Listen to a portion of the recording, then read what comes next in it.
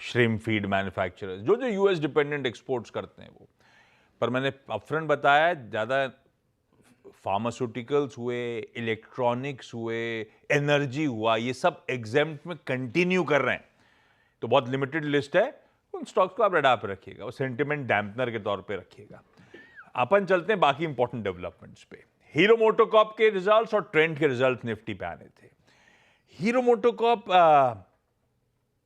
मिले जुले कह लीजिए, मिक्स्ड बैग इसीलिए क्योंकि रेवेन्यूज उम्मीद से थोड़े कमजोर, साल दर साल 5.5% का दबाव।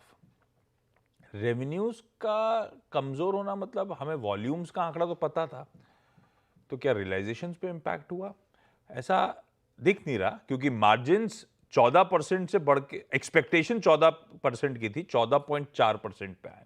इसलिए मैंने कहा मिक्स्ड बैग है। आय के फ्रंट पे थोड़ा सा डिसअपॉइंटमेंट है, मार्जिन्स फिर भी इंटैक्ट रहे, 14.4% पे आए, 14.4% के सामने, तो मार्जिन्स फ्लैट है, पर सबड्यूट सा क्वार्टर नजर आएगा हीरो मोटोकॉर्प का।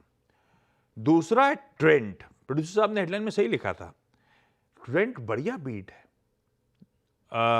आय में 19% का जंप, एबिटा उसके सामने 38% बढ़ा। आसान समझना है कि मार्जिन्स एक्सपैंड हुए और वाकई बढ़िया हुए, 15% वाले बढ़ के 17.3, 230% का मार्जिन एक्सपेंशन है। और एक्सपेक्टेड था मार्जिन्स 80 बेसिस पॉइंट्स गिरेंगे, गिरने के सामने 230 बेसिस पॉइंट का एक्सपेंशन, इसलिए ट्रेंड के नंबर्स अच्छे हैं। दो इंपॉर्टेंट स्टॉक्स और, ये सीएनबीसी आवाज की एक्सक्लूसिव समझ लीजिए। इटर्नल यानी कि अर्स्टवाइल जोमैटो, एंटफिन सिंगापुर 1.9% हिस्सा लार्ज ट्रेड्स के जरिए बेचने की तैयारी कर रहा है आज।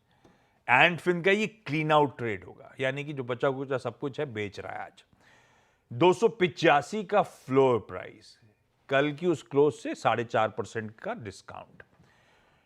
कोटक महिंद्रा बैंक, एक और लार्ज ट्रेड पॉसिबल। सीएनबीसी आवाज के सूत्र बताते हैं कि एक शेयर होल्डर 2066 करोड़ रुपए के शेयर्स बेच सकता है। 1955 रुपए की फ्लोर प्राइस, 1955 मतलब 2.5% के आसपास का कल की क्लोज से डिस्काउंट समझिए। ये कुछ वाकई इंपॉर्टेंट स्टॉक्स जो अपफ्रंट डिस्कस करें, डिटेल लिस्ट डिस्कस करूंगा 8 बजे के शो में, जब अपन मुनाफे की तैयारी कर रहे होंगे।